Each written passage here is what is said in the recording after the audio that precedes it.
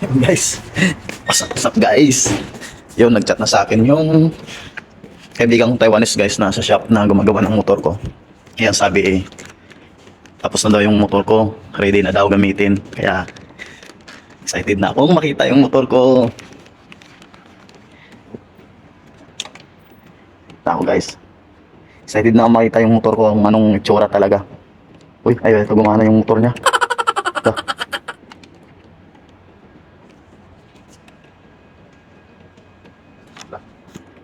Yung motor na pinagamit niya sa akin.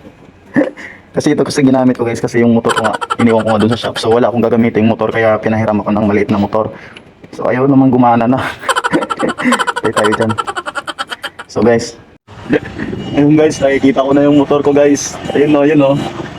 Ayun o sa likod. Wow, napakaangas. Tara, puntaan natin. Wow, napakaangas guys. Ayan guys. Tamis, nakakarbon yung harap lodi. Yan. Kapan? Yung gumawa ng motor ko guys. Yan yung gumawa ng aking motor. Wow! Panis. Tapos yung carbon. Uy! Ang liit.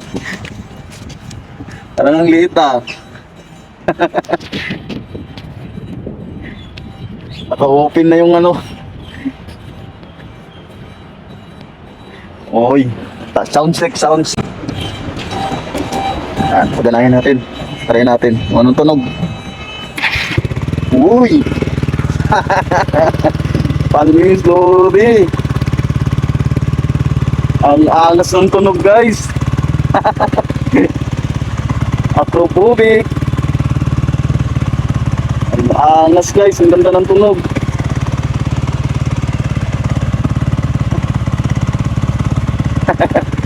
Bugi, guys. Grabe. Ganda ng tunog guys, bugi. Smax lang malakas, Smax. Bugi guys. Oh, pwede na itong i-rides guys. Game. Try natin patakbuhin.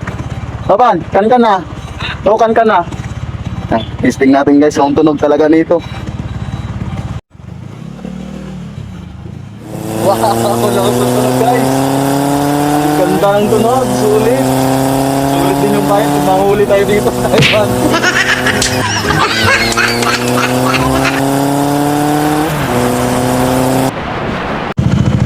Para ako nakatunog 200cc na. Guys, tingnan nyo yung stock na pinalit ko. Malaki. Yan. Malaki yung stock niya. Tapos then, pag pinalitan ko, medyo maliit nga lang siya. Pero ayos na rin. Mainit. Mainit. Ito yung problema pagka ano eh. Napansin tayo ng pulis, huwag naman sana. Malakas din yung tunog niya. O huwag naman sana tayo mapansin ng pulis nito. Di naman siguro.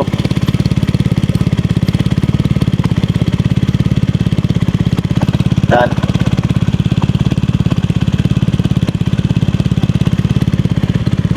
Na, long ride natin to. Matesting yung ganda ng tunog. Oh guys. Long ride na ging.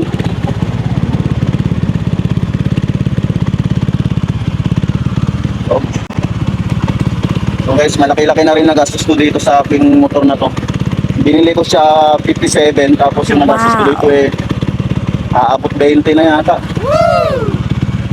Palang sa mga tornilyo na nabili ko guys, ayan, paano na rin yan. Ang dami ng mga kinabit. Yan pa lang, magkano na rin yan. So malaki na. Kaya hindi basta-basta may motor talaga magastos. Lalo pag maluho ka talaga sa motor mo, wala. Pero sa akin naman guys, kinukuha ko lang sa part-time to.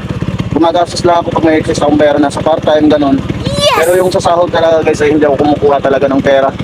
Kasahod namin ng mag-asawa ko. Kasi pinaglalaanan talaga kami doon sa aming sahod. Kinukuha ko lang doon sa part-time ko lang.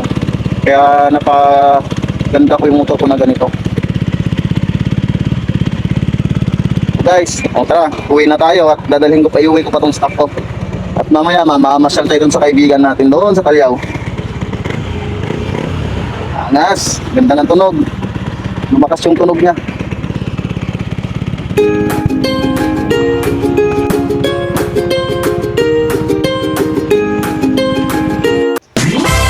Yan ang saga ko. Wala na naman yan. Ang saga ko. Ay. Ay, talagang... Ano mo? Akala ko pa walang cover, ha? Ha? Hindi bawal yan. Di ba? Hindi bawal yan. Sige, pag ikaw nahuli, bahala ka sa buhay mo. Oh, sound check mo. Pandarin mo. Pandarin mo. Oh. Hit lang. Papa. Okay. Hawakan mo yung brake. Ah, Sabayin mo. Hawakan mo yung brake. ito? Oh. Tas daw. Oh. Oh. Angas. Ano mo? Say mo. Anong say mo? Oh? Taas no? Parang tabingi konti yung ano niya. Tabingi konti. Sakto lang siguro. Okay. Bumba mo konti. Ganyan lang.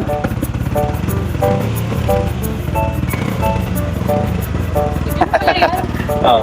Hindi ko sa Yeah.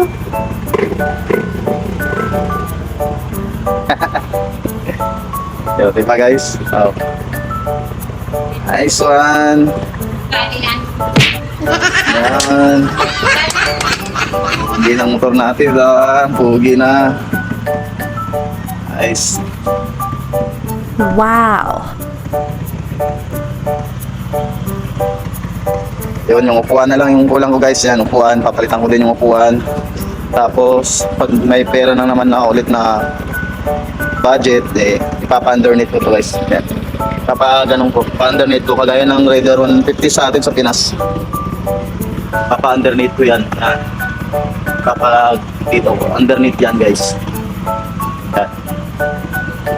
Ginasusan ko to guys kasi alam ko namang magtatagal ako dito sa Taiwan eh. Talagang mag-i-stay ako ng matagal dito sa company ko dahil wala naman akong problema dito sa company ko eh.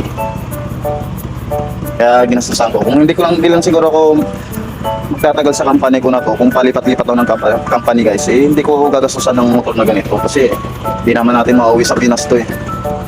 So alam ko kasi na malakas loob ko na magtatagal ako sa company dito na tinatrabahuan ko kaya ginastusan ko na siya guys. Pero nung una kong bilhin niya guys, ang pangit talaga nung una kong bilhin niya, napakadumi. Tapos talagang gamit ng Taiwanese talaga na hindi marunong mag-ayos ng motor, ganun yung itsura niya talaga guys. So bilang tayo, OFW Pinoy, ayaw naman natin na gamit natin pangit, di ba? Nasa kaugalian na natin yung papagandahin natin yung gamit natin. Yung motor natin yan. So yan guys, yun lang guys. Salamat sa panonood guys. Like and share guys. Sana masupport nyo po kami dito sa Taiwan vlog namin. Ang aming mag-asawa guys. So yun lang.